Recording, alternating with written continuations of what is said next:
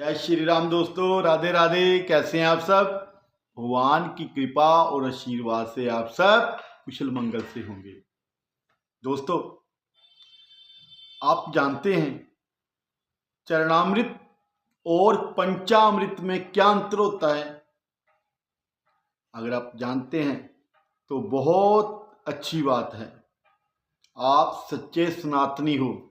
और अगर आप नहीं जानते हैं तो चलिए आज मैं आपको बताऊंगा कि चरणामृत और पंचामृत में क्या अंतर है।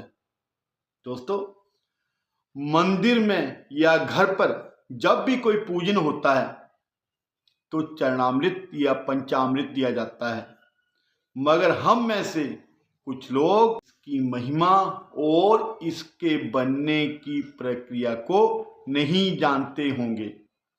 दोस्तों, चरणामृत का अर्थ होता है भगवान के श्री चरणों का अमृत, और पंचामृत का अर्थ होता है पांच अमृत, यानी पांच पवित्र वस्तुओं से बना। दोनों को ही पीने से व्यक्ति के भीतर जहां सकारात्मक भावों की उत्पत्ति होती है, वहीं ये सेहत से जुड़ा मामला भी होता है। अब पहले बात करते हैं चरणामृत क्या होता है। दोस्तों, शास्त्रों में कहा गया है अकाल मृत्यु हरणम सर्व व्याधि विनाशनम विष्णु पादोदकम पित्वा पुनर्जन्म न विद्यते। अर्थात भगवान श्री हरि विष्णु के चरणों का अमृत रूपी जल सभी तरह के पापों को नाश करने वाला होता है। ये औषधि के समान है। जो चरणामृत का सेवन करता है उसका पुनर्जन्म नहीं होता। अब बताते हैं कि चरणामृत जो होता है वो बनता कैसे है। तांबे के बर्तन में चरणामृत रूपी जल रखने से उसमें तांबे के औषधीय गुण आ जाते हैं। चरणामृत में तुलसी पत्ता, तिल और दूसरे औषधीय तत्व मिले होते हैं।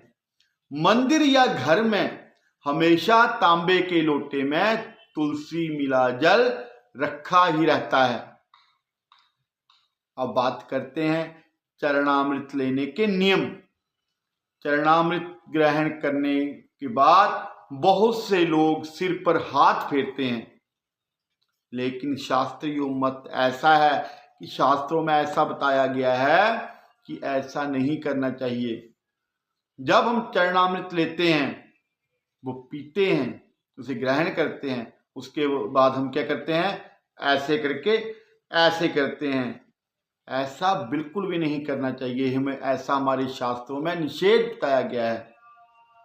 इससे नकारात्मक प्रभाव बढ़ता है। चरणामृत हमेशा दाएं हाथ से ही लेना चाहिए, बाएं हाथ में कदापि नहीं लेना चाहिए। और इसे पूरी श्रद्धा भक्ति पूर्वक मन को शांत रखकर ग्रहण करना चाहिए। इससे चरणामृत जो होता है ज्यादा से ज्यादा लाभ प्राप्त करवाता है। जो मनुष्य, जो प्राणी, जो जीव इस तरह चरणामृत को ग्रहण करते हैं उन्हें ज्यादा से ज्यादा लाभ मिलता है। अब चरणामृत का लाभ क्या होता है, चलिए आपको मैं इस बारे में बताता हूं। आयुर्वेद की दृष्टि से चरणामृत स्वास्थ्य के लिए बहुत ही अच्छा माना गया है। आयुर्वेद के अनुसार तांबे में अनेक रोगों को नष्ट करने की क्षमता होती है। ये पौरुष शक्ति को बढ़ाने में भी गुणकारी माना जाता है।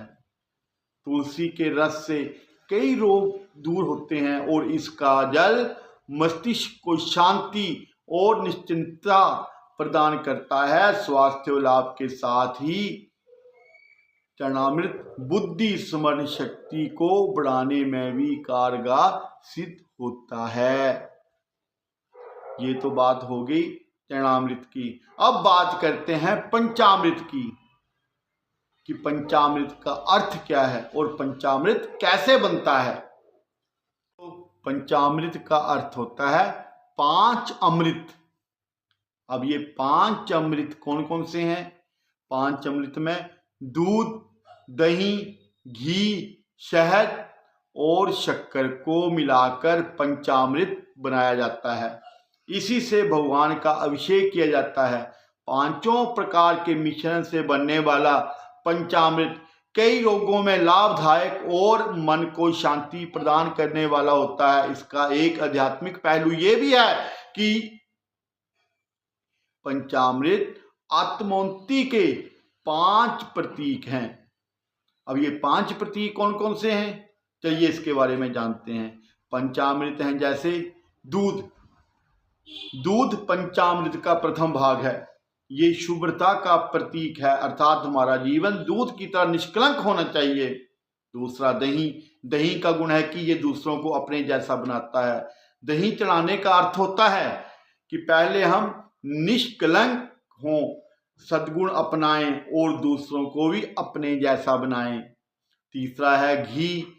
घी स्निग्धता और स्नेह का प्रतीक है। सभी से हमारे स्नेह युक्त संबंध हों, यही भावना हमारी रहनी चाहिए। उसके बाद आता है शहद। शहद मतलब मीठा। शहद मीठा होने के साथ ही शक्तिशाली होता है। निर्बल व्यक्ति जीवन में कुछ नहीं कर सकता। निर्बल व्यक्ति का जीवन जीना बहुत मुश्किल है। तन और मन से शक्तिशाली व्यक्ति ही सफलता को प्राप्त कर सकता है। बाद आती है शक्कर। शक्कर का गुण है मिठास। शक्कर चढ़ाने का अर्थ होता है जीवन में मिठास घोलें। मीठा बोलना सभी को अच्छा लगता है, इससे मधुर व्यवहार बनता है। उपरोक्त गुणों से हमारे जीवन में सफलता हमारे कदम चूमती है। पंचामृत के जो लाभ हैं, पंचामृत का सेवन करने से शरीर पुष्ट और रोग मुक्त रहता है। पंचामृत से जिस तरह हम भगवान को स्नान करवाते हैं, ऐसा ही खुद स्नान करने से शरीर की कांति बढ़ती है।